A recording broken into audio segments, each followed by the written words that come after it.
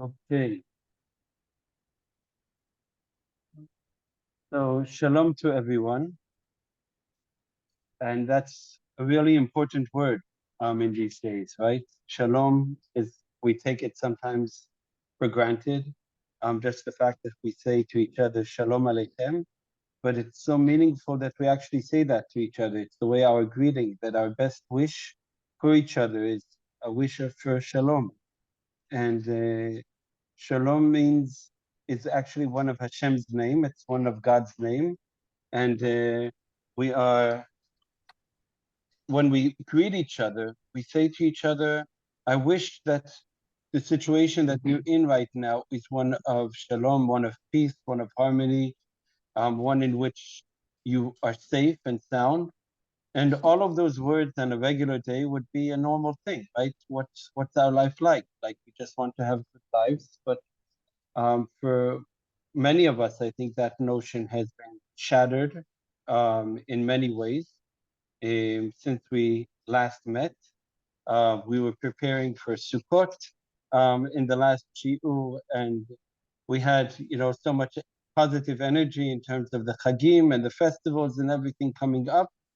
And I'd like us, first of all, not to forget that, how many positive things that we had just before all of this tragedy came and everything changed and the world flipped. I think in many ways, it will never be the same for some of us. A lot has changed, and many questions we have, many senses that we have inside are not the same. I wish I could just do around here just to hear how all of you are doing. Um, but and if anyone does want to share, I think it's a very good thing to do, not to be alone these days with the feelings that we have. Also, not to be stuck only on the news. News is never good. Someone once said that, that the Messiah, the coming of the Messiah, is postponed by the news channels because the moment he comes, they will run out of business. So, and in that sense, the news are running 24/6 or 24/7 now, constant all of the time. And in the sense that we feel, I think it's also important, just before we begin the shiur, to remember that we have to keep ourselves and our souls in a good place, in a place of positive energy, and that Am Yisrael right now, the people of Israel, need us all to be together in goodness, and that if we're too overwhelmed by bad news, by scenes that destroy the sensitivity, the delicacy of our neshama, of our soul, it's not a good thing. So I think it's good to try to focus. I would say that for us, a very good thing is that one of the first days, someone reached out to me, and he told me about this WhatsApp group, which gives you concise news 3 times a day, so that you get all of the important news, everything that is important to know. It's important to know because things are changing by the hour, for good and for the worse. And it's very important to be, we say, Kol Yisrael Arivim Zeh Lezeh, that every person of Israel is really connected and care for one another. And I think we feel that very strongly in these times. So just to say, I'm not going to listen, and it's too much for me. It's not the right thing. But on the other hand, to have a proper balance. And I also, one other thing I will share on this level, which is important for us, I think, is that the first, Sunday morning, October 8th, I'm guessing by the date, because October 7th will be for the rest of our lives in our minds. So October 8th in the morning, we gathered our children and we said to them, this and this are the facts that we know, this is what we know, but we demand, and we never say to our children, demand, that you not open any video that you've been sent by your friends. Do not share anything. There's fake news out there, and there's terrible things out there that will destroy you, and we will not, and anything that you want to see, you can send it to us, and we can decide if we can see. And we say this to our oldest son also is almost 18, because this is the direction that we need. I think that we need to be very careful in terms of how do we keep ourselves positive and how do we keep ourselves in the light. And I think that will be a main subject of our shiur today. Um, the light and the darkness in light of everything that is happening. Just to share with you on a personal level, so our family, Baruch Hashem, we're safe and we're sound. However, whatever that means these days, we have a lot of concern for our safety also because of where we live. We live not so far from some villages that happen to be run by Hamas.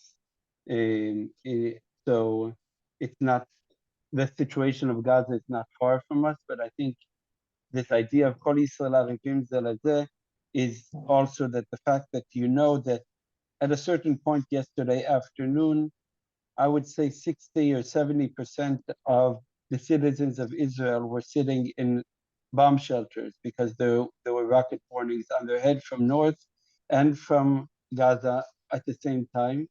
And you just have this feeling of we're all in this together and we're going to get through this together. But Baruch Hashem, our family is okay and we are okay, and concerned for their safety, but also due to the events and what happened, also realizing that we have to care for our safety and do whatever we can to step up on security. And it's been also amazing to feel the support from Jewish communities throughout the world who've stepped up on that and also sent immediately. I have a neighbor who went to the US because his mother in Florida was falling apart. She was just watching news all day. And he said, I just have to go and be there physically with her. And he came back, I think, with 30 duffel bags of equipment that had been donated to our own community of in terms of self-protection and security. So that also big hug is very important. And the levels of support that are needed are very, very deep at so many levels. Um, in terms of, unfortunately, we in Israel, we know how to deal. We say we know how to deal with, but nothing has ever been this way before. The levels of people that are affected. I have friends who are down at the hotels in the Dead Sea and in Eilat, just all day. Therapists and psychologists trying to help people through the situation and through what they've gone through, just day to day, hour to hour. And unfortunately, I've also heard of a story of someone who didn't have that support, and it did not end up in a good situation, just to say it that way. So just at that level, I'll just share other things. I mean, we have friends that we have an organic farm, like a market, every week that this kibbutz comes and they sell straight to us. They come to our community with all this wonderful organic produce, and their farm is situated on the Gazan border.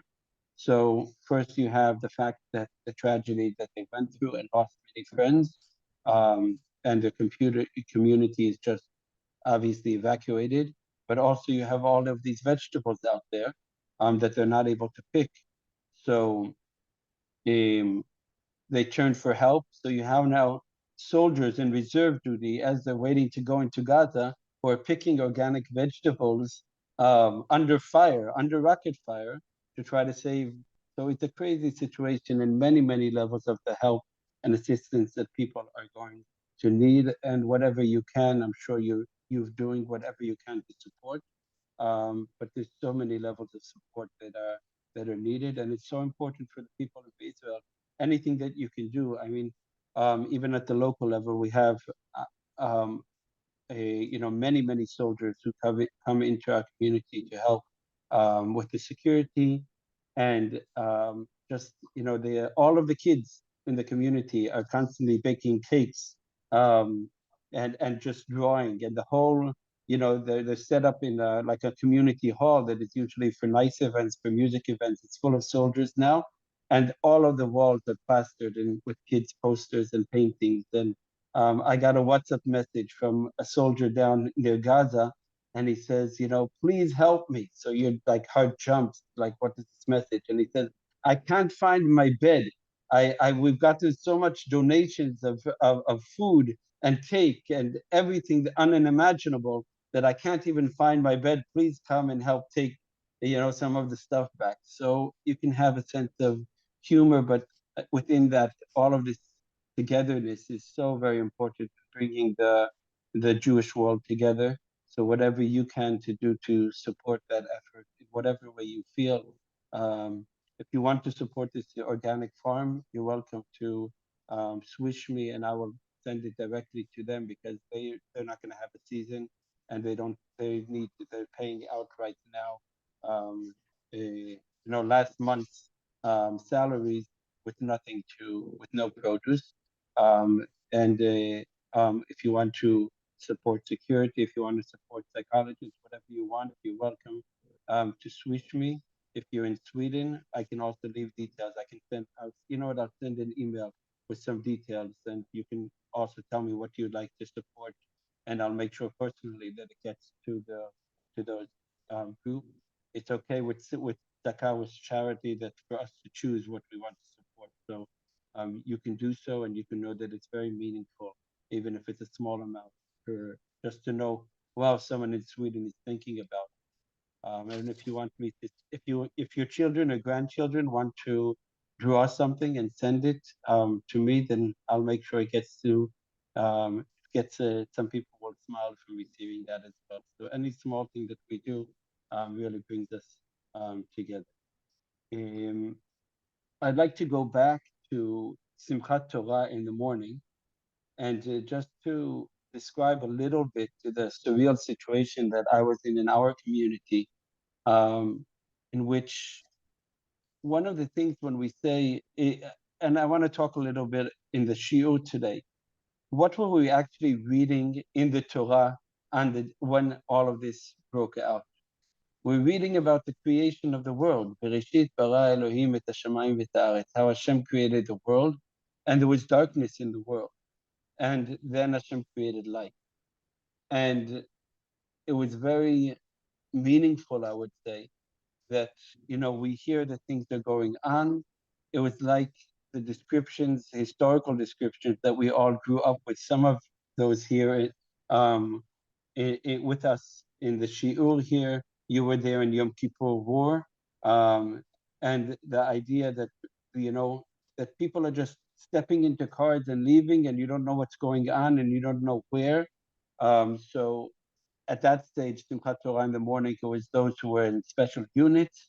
Um, I have a friend a neighbor who it turns out, um, he's a very high-ranking um, commander, and he ended up commanding the entire operation of defense of the whole northern communities that were being attacked, and took over and was the commander there. So he got in the car, and we haven't seen him since. Baruch Hashem, he's okay. But that's it. Simchat Torah until now, families have not seen their husbands and their sons, and unfortunately, we know personally people who just disappeared, not even knowing if they were kidnapped or abducted, where they are. This choshech al pnei tehom, this darkness upon the void, upon the chaos, is very, very difficult. But we were there Simchat Torah in the morning. No one knew exactly what was happening and the extent of what was happening. But we decided some of the shuls, some of the synagogues just shut down, and said, everyone has to go to a safe room now because we don't know what's going on. In our community, for good or for bad, we said we're going to continue dancing with the Torah, and at the same time have the people in security have an assessment of the situation. So the person who is in charge of there's a minhag, there's a custom on Simchat Torah. Those of you who are familiar, that we have a chatan bereshit, that there's like a groom, like a chatan, like someone getting married, who has the honor, it's one of the biggest honors, a communal honor given to someone to begin the new reading of the Torah. So the person who had had been decided before would receive this honor happens to be the person in charge of security in our community. So he was already fully garbed, and he came to give directions to the community what to do and how to keep safe and to make sure our kids were next to us, um, in case we needed to respond and in case there were rockets, etc., etc. So he's there in full garb with his armor and with his you know with his M16 on him, and he's called up to the Torah. So we're reading out the psukim of Bereshit, bara Elohim et hashamayim v'et haaretz, and as we finish each passage, he takes out his phone to make sure that it's okay to go one sentence further. And then we go one sentence further, and then he looks at the phone again. So it's really a surreal experience in which you're respecting the Torah, respecting the Shabbat, but also keeping the halacha of keeping your life and caring for your life. So just this experience of, I would say, of or and choshech, of light and darkness at the same time, and realizing that you have to care for your safety, but also you have to care for your well-being. I think is part of being a part of the light and the goodness. Um, I can share just 2 days ago. So I went to, they have amazing things right now in Israel to try to help people through this. So the Jerusalem Cinema opened up and they said, once a day we're going to have a free screening for any kid who wants to come, free popcorn.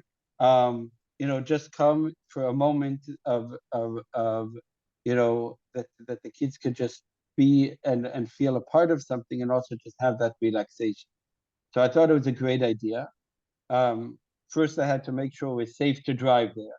Then I got there, and then we step into the room, and then it was a wonderful feeling. Kids welcome, and everyone got free popcorn. And then you have the introduction to the movie. The introduction to the movie wasn't we're going to watch now The Jungle King. It was, kids, it's so great to have you, and we're so glad to open up for free because we're here for you.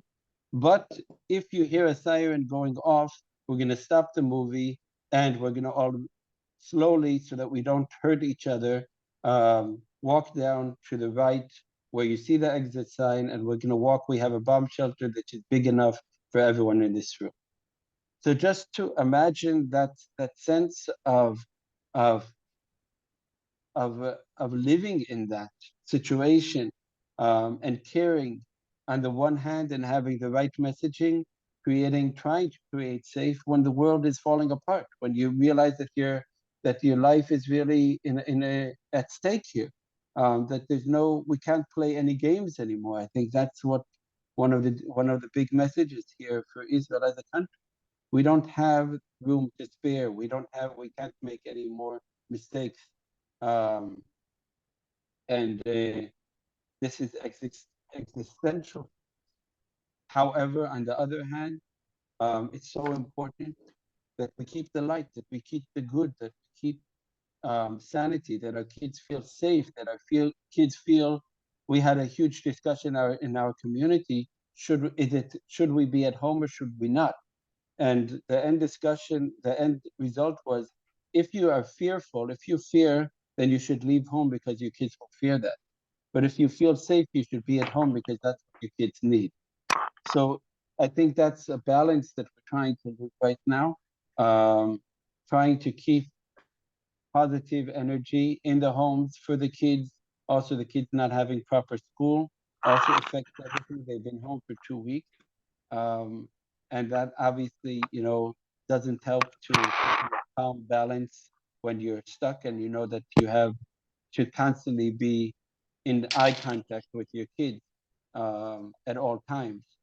So all of that makes it very difficult, but I think we're giving it our best to try to manage to do so.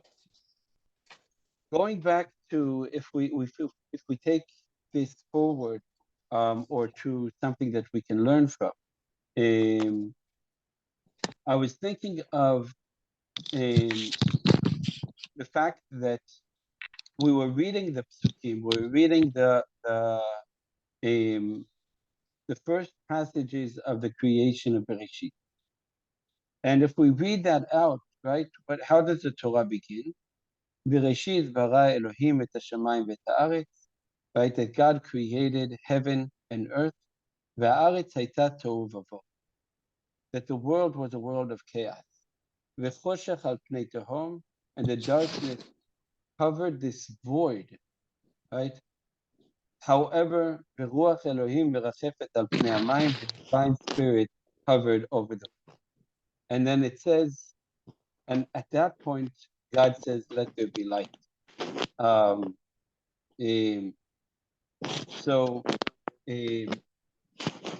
there is, and sometimes we want so much, I think, to believe in the light. We want so much to believe in goodness. We live our lives in which we have human values, in which we just want to be nice to those around us. But on the other hand, what do you do when you reach and you feel such a darkness? By the way, I'm here being hosted by Rav Matthias Amster in Stockholm. I came over just for one day to try to see what can be done about the safety for the Jewish communities in Sweden, as the situation is affecting very much so. So I came in crazily to Tel Aviv, crossed over most of Europe just to come here. I'm here tonight. We'll have a very nice shiur here in Rav Amster's home. He's doing everything that he can. So you can just say hello. It's good to see everyone. It's very good to have a special guest here. And 1 second, I think they can't hear you. 1 second, I can. I didn't mean to interrupt. I just No, wanted to no, say, it's very good. How do I turn? I think they could hear me through. Anyhow, hi. Can you hear Matthias? Yeah, Okay. you can hear me. It's good to see everyone. And I just want to say that what we're doing right now is the only thing I know is the right thing to do. To get together, to learn Torah, to just together share the feelings. That's the only thing I know is for sure true. Achdut, togetherness, unity. That's the key to success of the Jewish people. And if you don't trust me, trust the rabbis of the Talmud, because it says straight up that that's our secret. And very much that's what You don't share the secret. You're not supposed to share the I just secret. want to share. Continue. It's very nice. You're very welcome to. So I'm just gonna go see my yeah, okay. Yeah, so I was gonna, in other words, in all of this, I managed to get out just to come here because there's very serious issues with the situation, and I'm trying to see what I can do to help. And then I'm going back home, hopefully for Shabbat. So I'm here in Sweden. I was in Malmö earlier today. Now I'm in Stockholm. It would have been fantastic to see you. Some of you, the faces I see here, but Bezrat Hashem, soon in better times we'll see each other. So going back, in other words, it's I remember that my rabbi, Rabbi Adin Steinsaltz, if you remember the terrible story of the three kids, I'm sure you all remember, of the three teenagers who were kidnapped hitchhiking a few years ago, and they disappeared, and we're all praying all over the world for them.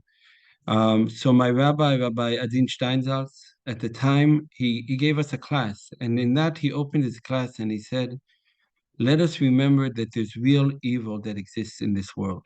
Sometimes we're blind to that, but it's true. God created the world with light and with darkness, with good and with bad.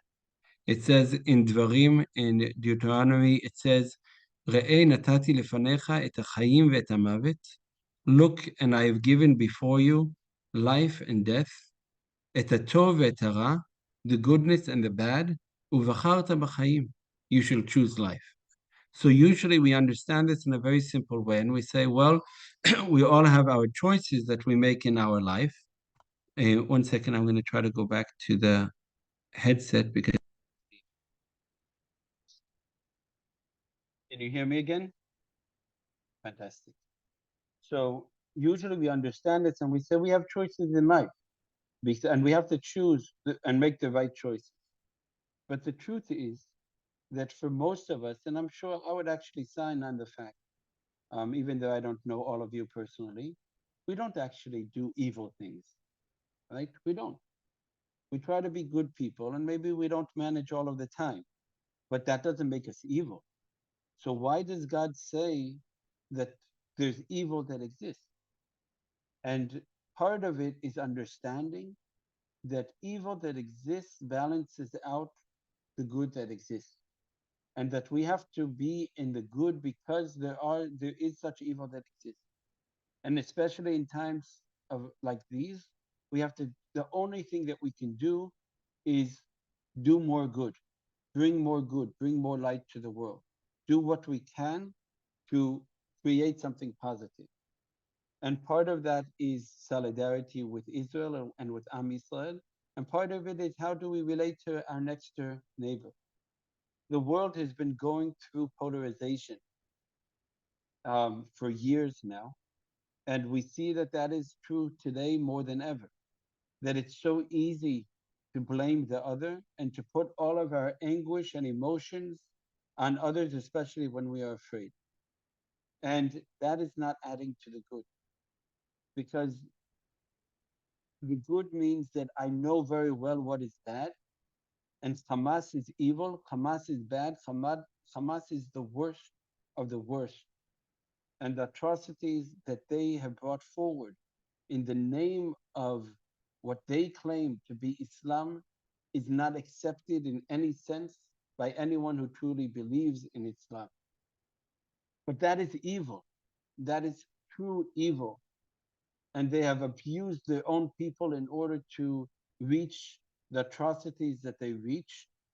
And it is unforgivable and it will not pass. It cannot be.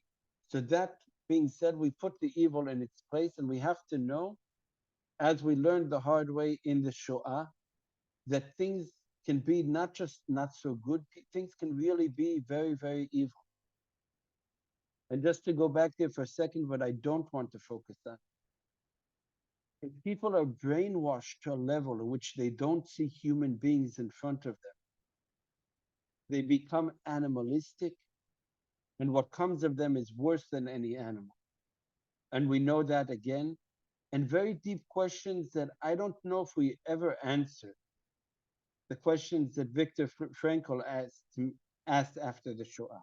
The question that Elie Wiesel asked after the Shoah. Is this mankind? Is this possible? I believe that man was created in the spirit and in the image of God. So how is this man? And I don't know if we ever got a good answer to those questions. But those questions just got even stronger for us because here we are, and we having remembering and saying to ourselves, it's been 80 years since um, the Danish Jews were saved.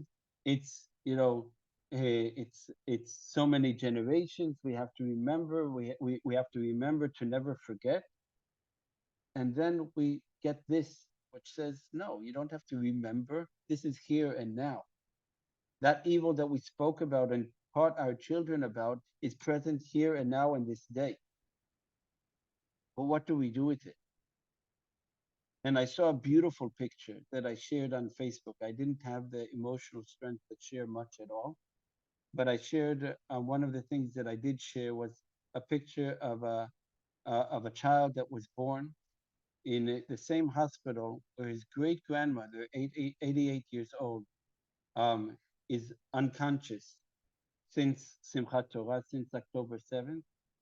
Um, so she's lying there unconscious, and she has a great grandson who is born 3 floors below her in the hospital. That's the future. That is choosing life. That is saying, this is our choice. This is what we focus on. And that is what will bring us together and allow us to step forward, having the clear distinction of what is and what is not evil, what is acceptable, what is not, but at the same time being able to say, since I know that that evil exists, I won't allow myself to be drawn into that. And in a way, if any of you have been, I really hope not, but if any of you have been drawn into social media And the recordings that Hamas terrorists took with their cameras of the brutalities and atrocities that they were taking, please don't get drawn into that. You're giving them a victory. You're destroying yourself by allowing yourself to watch these things. So please, Rav Matthias, come. You can sit next to me, please. There's no reason for you to be sitting. I just want to like emphasize what Rav Moshe David is saying. I'm telling people that I consider it to be asur. It's forbidden to look at it because if nothing else, we don't want to do anything to support Hamas, chas v'shalom, but it's also like it could create a trauma, a scar in you that you can never repair. The atrocities are on such a level that we should not be able to imagine them. So I really want just to emphasize that, like, don't look at it. Come sit, come join. I'm very Ian. comfortable. This is perfect. You're my guest, Baruch Hashem. I'm just saying. I just want to emphasize, like, and I'm talking to myself too. Like, it's very dangerous to look at it, and also if you look at everything that's going on now in the media, you think it's even worse than it is because you see what people are saying. You think that everyone is against us. It's not true. Happens to be you had so many people that had said, "Wow, it's so cool that you have a kippah on. It's so this and so on." People say, "I'm sorry. I feel like what's it called? I'm sorry for your loss," and so on and so forth. There's a lot of people And those, I would say that this is a critical moment of choosing between good and bad. so that and I think it is a crucial moment that I hope many will go through. I just had a conversation for an hour with someone about this in terms of, unfortunately, and I'm not going to go into this, but the propaganda and the narratives that the world is going through is shifting the world into two. And those who are feeding off just of Al Jazeera right now don't have a notion of the atrocities at all, don't believe it, unfortunately. But this is a shifting moment, a paradigm shift in which people will need to choose between good and evil. And in that, I will tell you that in Israel, from what I've heard and seen, 80% of the Israeli Arabs have stepped up and said, we have shifted right now. really 80%. Okay. And you have doctors, you have people who are volunteer, you have Arabs who risked their lives. I was reading a story Sderot, someone who is, after 2 weeks, it's unimaginable. His body was finally found and recognized. And they didn't understand because they originally thought he was a terrorist because he was found in the same car, right? In a Jewish car that next to a woman who had been killed. And the story then came out that this person was a Bedouin who lived in a village. He was going to visit his brothers in Sderot who were working there on the Shabbat. He came there and he came across a scene in which he saw two parents murdered. And he stepped into the car to save the two children, which he did. And this is just one of the stories that we haven't heard yet of people who are choosing the good, who are choosing to be on the right side. And I think it's very important that we don't get caught into the trap of everyone is evil. because this is but this is one of the few times also that it actually is to choose between black or white. In other words, it's good or evil. And it's incredible that that's the like the Jewish people is mevakshei emet. We are truth seekers, and it's very like evident that that's what we're doing right now. We go And I don't know, Matthias, what you think about the fact that Israel yesterday was forced, because of the propaganda war, to share these scenes with 100 international journalists just so that they have credibility of the atrocities would have happened. That can only happen because it's the Jewish people. But the respect that they had, that they said, you can watch this and be shocked to your core so the message gets out, but we will not allow you to share this out of respect for these people, I think is a very beautiful. I don't know what you think about it, but It's what you would refer to as I guess, a necessary evil. They didn't want to do it. They should not have been forced to do it. We have people who've seen it firsthand. But the world, unfortunately, when it comes to us, we have to always, do one more. I'll say one more thing. It seems to be clear from the Torah that whatever Esav did, he didn't have to explain it, but Yaakov always have to explain himself. That's us. We are Bnei Yaakov. We come from Yaakov. Esav is the rest of the world. We have to always explain us just a little bit more than everyone else, and I think it's evident right now. I don't think we should forget that. I think it's okay to say it, that it's almost like miraculous that we have to. And I don't mean that in a good way. I hope you understand that. I mean, like it doesn't make sense. It defies logic. And it's frustrating. Yeah, It's of very course. frustrating, but I think it's beautiful also that Yeah. we can say we stand to the truth, but we stand to the goodness and to the light, and we won't give in. We won't give in to that. I think it demands a lot of strength. Yeah. And Am Yisrael is finding its strength. Yeah. I think all of us were very frustrated with the world, with the state of Israel. Just a while back, we forget how we were feeling because something was not right, and Hamas took advantage of that. Unfortunately, they thought that Am Yisrael had split, and unfortunately, this is bringing us back together in the best of ways.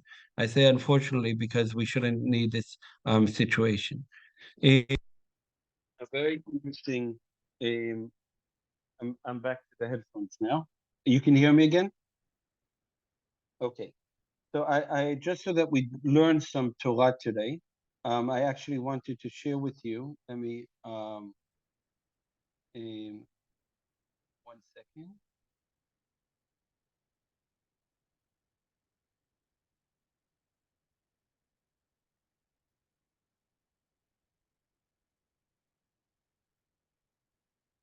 I don't know how many of you don't have to raise your hand, have had a chance to read the book of Daniel. But it's one of the books. Daniel is one of the books of the. I know it's a very common name in Sweden, but Daniel is also a book in the Tanakh, and it's a fascinating book. The only thing is that it's actually written in Aramaic, so it makes it more difficult to understand. We're talking about the period of the Babylonian exile, and Daniel was around the time of Purim, you can say, during the 70 years of exile in Babylon, and he was a spiritual leader. So here it even says it here. A Jewish advisor to Babylonian kings interprets dreams and miraculously escapes danger. So here you have it in one sentence. Sefaria, thank you for that. And I want to look at one passage here, but I think the story is fascinating in itself. So we can just go through it quickly. If anyone wants to read, I would love that. Anyone? We have a volunteer who can read. I can read. In the second year of the reign of Nebuchadnezzar, Nebuchadnezzar had a dream. His spirit was agitated, yet he was overcome by sleep. The king ordered the magicians, exorcists, sorcerers, and the Chaldeans to be summoned in order to tell the king what he had dreamed. And they came and stood before the king. And the king said to them, I have had a dream, and I am full of anxiety to know what I have dreamed. The Chaldeans spoke to the king in Aramaic, O king, live forever. Relate the dream to your servants, and we will tell its meaning. The king said in reply to the Chaldeans, I hereby decree, if you will not make the dream and its meaning known to me, you shall be torn limb from limb and your houses confiscated. That's like a bit. That's very nice of the king to say, right? Well, I want you to help me. If not, this is what's happening. It's a very nice king. Go ahead. But if you tell the dream and its meaning, you shall receive from me gifts, presents, great honor. Therefore, tell me the dream and its meaning. Once again, they answered, let the king relate the dream to his servants, and we will tell its meaning. The king said in reply, it is clear to me that you are playing for time, since you see that I have decreed that if you do not make the dream known to me, there is but one verdict for you. You have conspired to tell me something false and fraudulent until circumstances change. So relate the dream to me, and I will then know that you can tell its meaning. The Chaldeans said in reply to the king, there is no one on earth who can satisfy the king's demand. For a great king or ruler, none has ever asked such a thing of any magician, exorcist, or Chaldean. The thing asked by the king is difficult. There is no one who can tell it to the king except the gods whose abode is not among mortals. Whereupon the king flew into violent rage and gave an order to away with all the wise men of Babylon.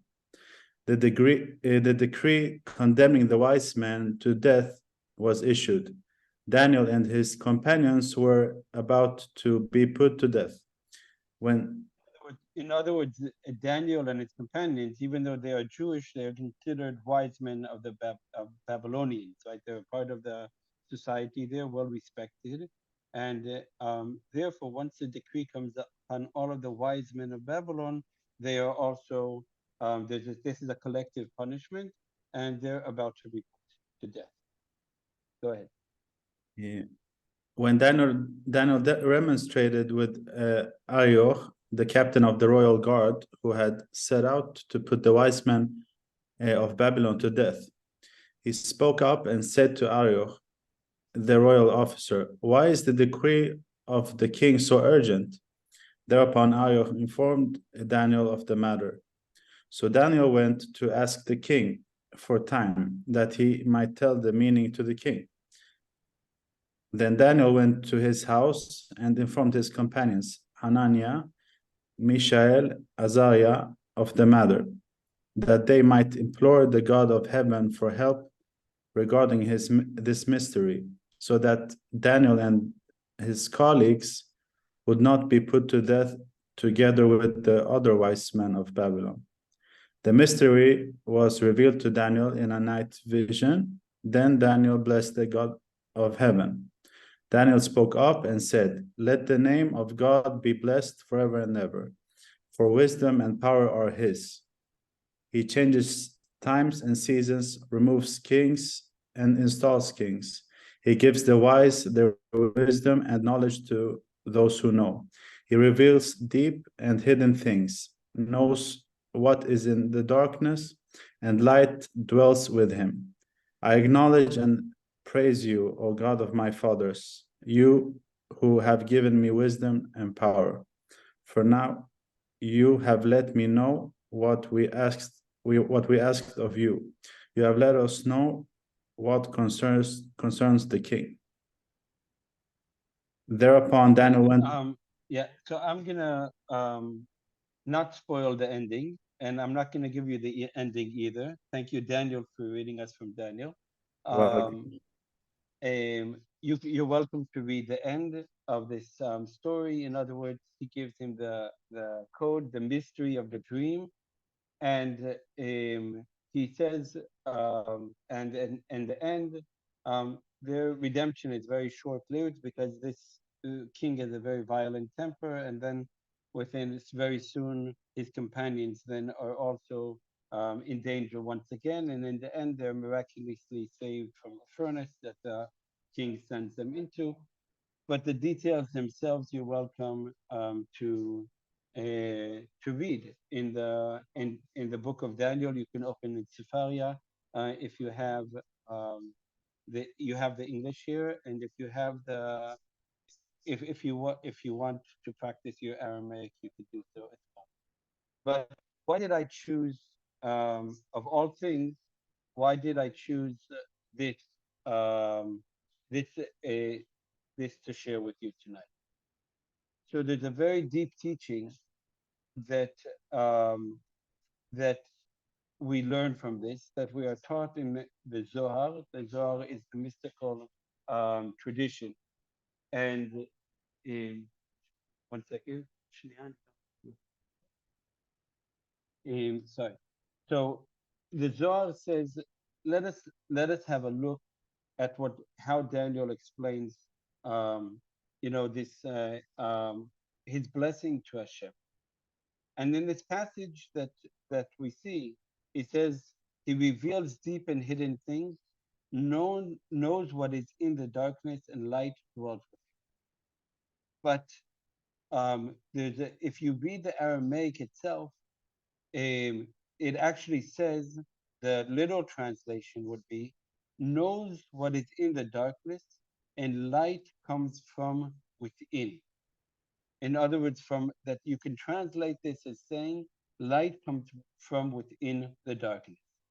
And there's a famous saying that is that from the Zohar on this, in which he says the following. He says, "Let nahora," there is no light, rather than the light that comes from within the darkness. So if you look at the context and we say to ourselves, well, I live a good life. He's saying light, it's a question. You walk into a dark room, right? If we go back to the world, how it was created. You walk into a dark room, you turn on the light. Did the light expel the darkness? Right? What happens when you turn on the light of a room? Where did the darkness go? So the Zohar is saying the light exists within the darkness itself. But only from within the darkness can you find the light. If you live a life which has no darkness, then the level of light that you will actually have will be quite low. But the more darkness you have and you reveal exists, the more light you reveal as well, because you know that there's a proper balance. You know that Hashem has created the world with a balance between good and bad, between life and death, between darkness and light. So when we reach moments of darkness, we can grow out of them and realize that our light is much greater than we thought if the darkness can be so deep.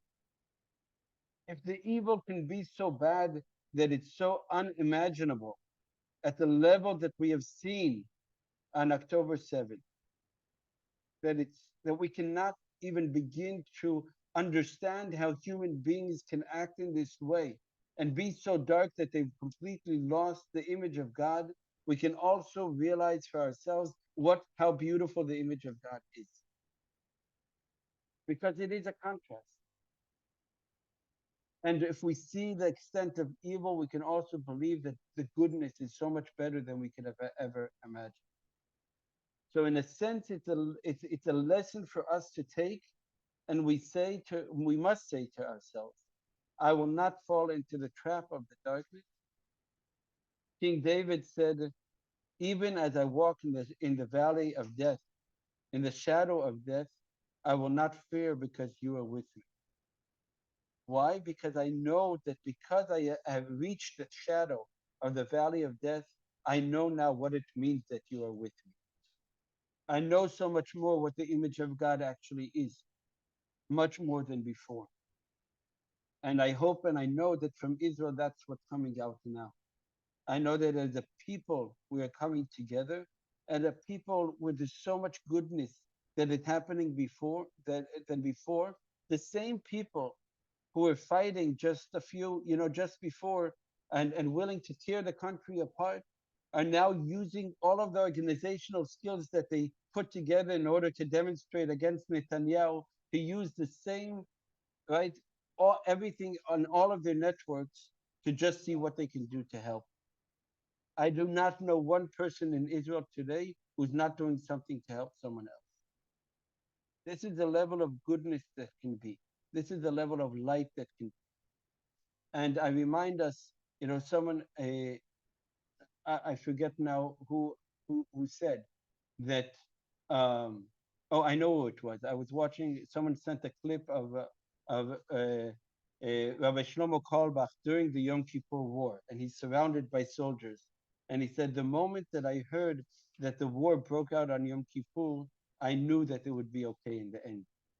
Because if this happens in moments of holiness, if such a thing, such an atrocity could happen as we open the Torah, and as we respect the Torah, and as we're celebrating the Torah, we know that Hashem is with us. We know that God is with us.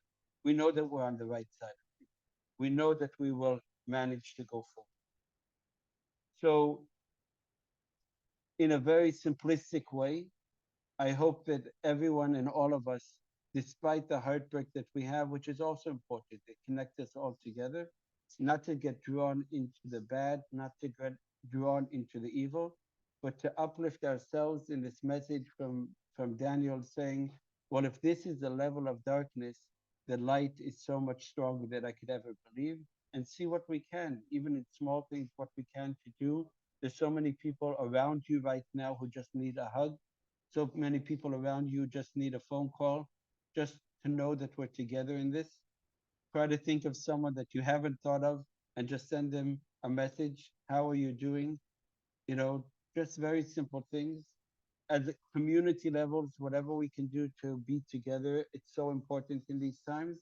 And whatever we can do to support Am Yisrael in these times in whatever way, from simple drawings that I tell you really means so much to the soldiers, to, well, it's difficult if you bake a cake for me to give it to the soldiers, but maybe you have a good recipe, and maybe you have some good words to send over. Anything that we can do to spread and to share the light right now to help us get through this together. Bezrat Hashem, I'm sure that, you know, coming from where we are, we will all get stronger together and stick to the good and go forward from here. So I have to leave you now because we have a shiur. We have a special evening here with Matthias, with Amstel. I'm sorry I didn't give you time to share, but maybe next time as well. And I will let you know if we're going to have another shiur. I think it's important that we're together. I'm in these times, and I'll do what I can, find the time to do this. And also, I will send an email. If you do want to donate, you can also tell me what you'd like to donate to. And if it's within Sweden, it's very easy to switch, but also an international account, I can give that to you. And I'll make sure, I promise, that you get to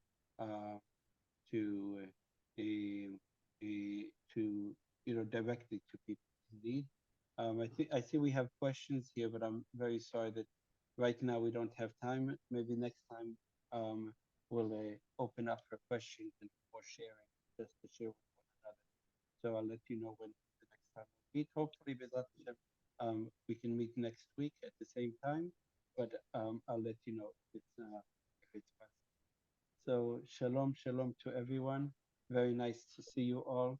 I hope that this was, you know, strengthening and bringing us together in the goodness and in the light together.